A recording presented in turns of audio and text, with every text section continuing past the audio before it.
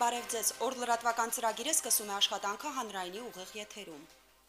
Հուլիսի 7-ի լույս 8-ի գիշերը ժամը 3:20-ի սահմաններում Ղարաբաղ-ադրբեջանական հակամարտ զորքերի շփման գծի արևելյան ակնայի ուղղությամբ հակառակորդը ձեռնարկել է դիվերսիոն հետախուզական ներթափանցման փորձ։ Պաշտպանության բանակի առաջապահ զորամասերի կանխարգելիչ գործողությունների արդյունքում հակառակորդի ներթափանցման փորձը ձախողվել է։ Բացի դիվերսիոն ներթափանցման փորձից հակառակորդը որոշ ուղղություններում խախտել է հրադադարի պահպանման ռեժիմը, կիրառելով տարբեր դրամաչափի հրաձգային զինատեսակներ։ Պաշտպանության բանակի առաջապահ զորամասերը լիակատար վերահսկողություն է պահպանում առաջնագծում եւ շարունակում վստահորեն իրականացնել մարտական հերթապահություն։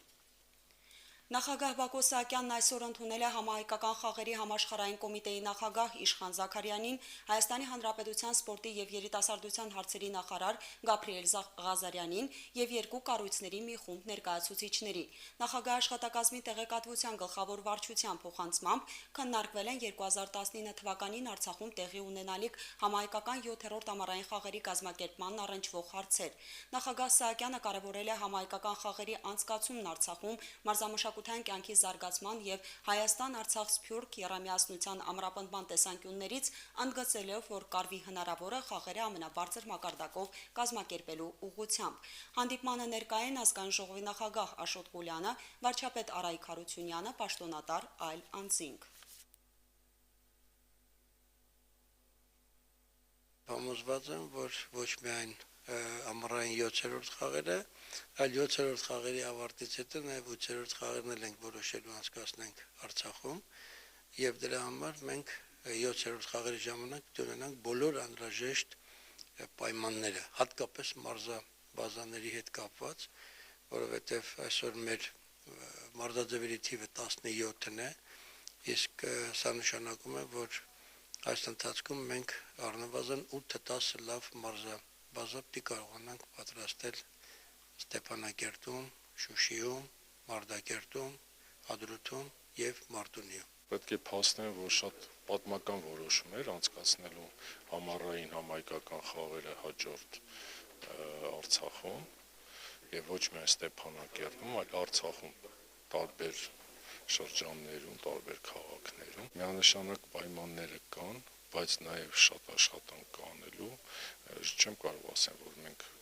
շատ ժամանակ ունենք, ոչ, բայց բոլոր դեպքերում վստահ եմ, որ կհասցնենք բոլորը իրականացնենք եւ բարձր մակարդակով անցկացնենք։ Ապրիլյան պատերազմի առաջին իսկ ժամերից ակտիվ արձագանքեց ողջ հայությունը։ Անկախ բնակության վայրից յուրաքանչյուր հայ փորձում էր օգտակար լինել ընդհանուր գործին։ Ավելի ուշ բացված հաշվեհամարին սկսեցին նաև դրամական փոխանցումներ կատարվել։ Ստացած աջակցությունը տնօրինելու եւ բաշխելու խնդիրը ստանձնել էր կառավարության օպերատիվ շտաբը։ Այսօր ազգային ժողովի նիստերի դահլիճում խորհրդարանի ղեկավար Աշոտ Ղուլյանի նախաձեռնությամբ տեղի ունեցել ԼՂՀ կառավարության օպերատիվ շտաբի գործունեության հաշվետվության ներկայացումը։ Ազգային ժողովում հաշվետվությունը ներկայացրել է օպերատիվ շտաբի ղեկավար վարչապետ Արայք Հարությունյանը։ Կառավարության ղեկավարի խոսքով ստացված ոչ դրամական արժեքները գույքագրվել են կառավարության պահեստներում, բարենային ապրանքները համակարգվել են գյուղհիմնադրամի կառույցների, իսկ իրային օգնությունը ներդրումային հիմնադրամի միջոցով։ Հաշվետվության համաձայն 100-ից ավելի նոր մեքենա է տրամադրվել պաշտպանության նախարարությանը, փրկարար ծառայությանը, շտապօգնության կայաններին եւ պետական կառավարման համակարգերին, հիմնականում շրջանային։ Դրամական փոխանցումները կազմել են 4 միլիարդ 562 միլիոն 175 հազար դրամ։ Հուլիսի 1-ի դրությամբ ստացված գումարի շուրջ 50%-ը ծախսվել է, որից հատկացումներ են կատարվել ինժեներական աշխատանքների իրականացման եւ զորակոչված քաղաքացիների դրամական փոխհատուցման համար։ Կառավարության ղեկավարի խոսքով հաշվետվությունը կներկայացվի նաեւ հասարակական քաղաքական շահագրգիռ շրջանակներին եւ լրատվամիջոցների ներկայացուցիչներին։ Հանդիպման ընթացքում այս ուղղություններով համապատասխան հաշվետվություններով հանդես են եկել նաև կառավարության աշխատակազմի ղեկավար նախարար Լևոն Գրիգորյանը եւ քաղաքաշինության նախարար Կարեն Շահրամանյանը։ Այնուհետև տեղի է ունեցել մտքերի փոխանակություն, որի ընթացքում խորհրդարանականներն օպերատիվ շտաբի ղեկավարին են ներկայացրել համապատասխան առաջարկներ եւ առաջադրել հարցեր քաղաքացիական պաշտպանության, արտակարգ իրավիճակները կարգավորող ենթաօրենսդրական ակտերի, տարհանված բնակչության կարիքների հանդեպ ուշադրության եւ այլ թեմաներով։ Օպերատիվ շտաբի առավել մանրամասն հաշվետվությունն օրերս կներկայացվի կառավարության մամլոյցարայության կողմից։ Հիշեցնենք, որ ապրիլի առաջին օրերին ԼՂՀ-ի դեմ ադրբեջանական ագրեսիային արձագանքելու նպատակով ստեղծվել է կառավարությանն առընթեր օպերատիվ շտաբ, որը համակարգել է այդ օրերին աշխարհի տարբեր կողմերից Արցախ առաքվող դրամական, նյութական եւ այլ կարգի օգնությունները։ Վարշավայում ընթանում է ՆԱՏՕ-ի գագաթնաժողովը։ Արևմտյան պետությունների ղեկավարներից բացի հավաքին մասնակցում են նաև Դաշինքի հետ համագործակցող երկրների ղեկավարները, այդ թվում Հայաստանի եւ Ադրբեջանի նախագահները։ Հյուսիսատլանտյան Դաշինքի գլխավոր քարտուղար Յենս Ստոլտենբերգը ՆԱՏՕ-ի գագաթնաժողովի ժամանակ իր խոսքում անդրադարձել է Ադրբեջանա-Ղարաբաղյան հակամարտության կարգավորմանը։ Նա կոչ է արել նվազեցնել լարվածությունը, խուսափել բռնություններից հակամարտության գոտում։ ՆԱՏՕ-ի եզրափակիչ հայտարարությունում մենք կանդրադառնանք նաև Ադրբեջանա-Ղարաբաղյան հակամարտությանը։ Մեր ուղերձը հետևյալն է. կոչ ենք անում բոլոր կողմերին նվազեցնել լարվածությունը, հասնել հակամարտության խաղաղ կարգավորման։ Լրագրողների հետ ճեպազրույցում ասել է Դաշինքի գլխավոր քարտուղարը, հավելելով, որ ՆԱՏՕ-ն սատարում է հակամարտության խաղաղ կարգավորմանն ուղղված բոլոր ջանքերը։ Ըստ Հայաստանի Հանրապետության նախագահի մամլոյցարայության հաղորդագրության Սերժ Սարգսյանը Լեհաստանում մասնակցելու է Աղվանստանում հաստատակամ աջակցություն առաքելության ՆԱՏՕ-ի անդամ եւ ոչ անդամ պետությունների եւ կառավարությունների ղեկավարների ձևաչափով հանդիպմանը, որն անցկացվելու է Հյուսիսատլանտյան Դաշինքի գագաթնաժողովի շրջանակներում։ Սերժ Սարգսյանը Վարշավայում կունենա նաև երկկողմ հանդիպումներ։ Հայտնի է, որ Ադրբեջանի նախագահն արդեն հանդիպել է Վարշավա ժամանած ԵԱՀԿ Մինսկի խմբի համանախագահների հետ։ Հաղորդելով այդ մասին ադրբեջանական ԱՊԱ լրատվական գործակալությունը հավելում է միայն, որ հանդիպման ընթացքում մտքեր են փոխանակվել Ադրբեջանա-Ղարաբաղյան հակամարտության կարգավորման շուրջ։ Մինչ այս պահը, սակայն պաշտոնապես չի հաղորդվել Սարգսյան-Ալիև հնարավոր հանդիպման մասին։ Նշեմ, որ Մինսկի խմբի ամերիկացի համանախագահ Ջեյմս Օրլիքը Թվիթերյան իր էջում գրել էր, որ ՆԱՏՕ-ի գագաթնաժողովը հնարավորություն է Ադրբեջանա-Ղարաբաղյան հակամարտության հարցը Հայաստանի եւ Ադրբեջանի հետ քննարկելու համար։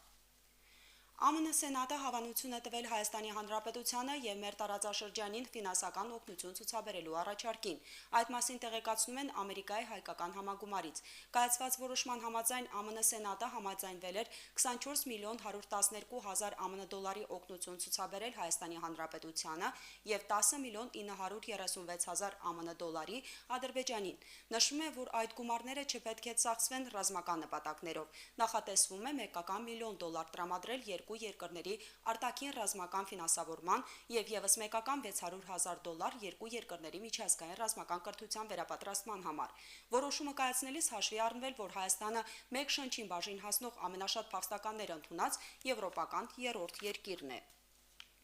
Հայաստանի Հանրապետությունում Ռուսաստանի անվտանգության դաշնային ուժերի սահմանապահ վարչության աշխատակիցները ձերբակալել են Աֆղանստանի երկու քաղաքացիների, որոնք ապօրինի հատել են հայ-թուրքական սահմանը։ Հայաստանի Հանրապետությունում Ռուսաստանի անվտանգության դաշնային ուժերի սահմանապահ վարչության լրատվական ծառայությունից հայտնել են, որ սահմանամերձ հատվածում աշխատող տեղի բնակիչներից հուլիսի 6-ին տեղեկատվություն է ստացվել, որ Թուրքիայի կողմից անծանոթ անձը դուրս է եկել սահմանային Արաքսկետի ափ։ Մի քանի րոպե անց Արտաշատի սահմանապահ ջոկատի խումբը կազմակերպել է գաղտնի հետապնդում։ Օգտագործելով հանգամանքը, որ Արաքսը սակավաճուր է, սահմանախախտը անցել է ջրի միջով եւ փորձել թաքնվել թփերի մեջ։ Հենց այդ պահին սահմանապահները ձերբակալել են նրան, մի քանի րոպե անց նկատվել է երկրորդ սահմանախախտը, որը եւս ձերբակալվել է սահմանը հատելուց հետո։ Ձերբակալվածների նախնական հետաքննությամբ պարզվել է, որ նրանք Աղվանստանի քաղաքացիներ են եւ մտադրություն են ունեցել Հայաստանի տարածքով անցնել Եվրամիության երկրներ։ Սահմանախախտերի մոտ հայտնաբերվել է ուսի պայուսակ, որում տեղավորված են եղել անձնական իրեր եւ երկու Nokia հեռախոս։ Ձերբակալվածները հանձնվել են Հայաստանի Հանրապետության ազգային անվտանգության ծառայությանը, որը ստուգում է իրավախախտության նրանց վարկածը։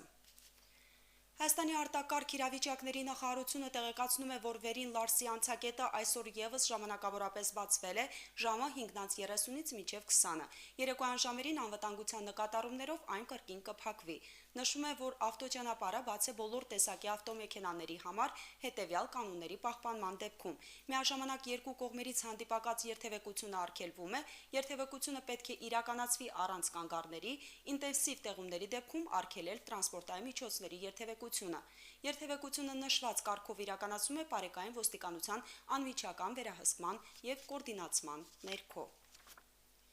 Այս ժամի համար նախատեսել ենք այսքանը, հետևեք իրադարձությունների զարգացմանը ժամը 20-ին։ Մինչ այդ ժամը։ Սպասվում է։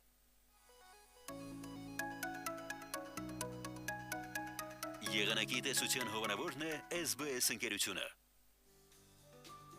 Հանրապետության տարածքում կդիտվի փոփոխական անպամացություն, սպասվում է կարճատև անձրև եւ ամպրոպ, հնարավոր է կարկուտ։ Վարկյանում 2-ից 7, ամպրոպի ժամանակ 20-ից 25 մետր ուժգնությամբ հարավարեմտյան քամի։ Օդի ջերմաստիճանը գիշերը 15-ից 19, ցերեկը 26-ից 30 աստիճան տաքություն։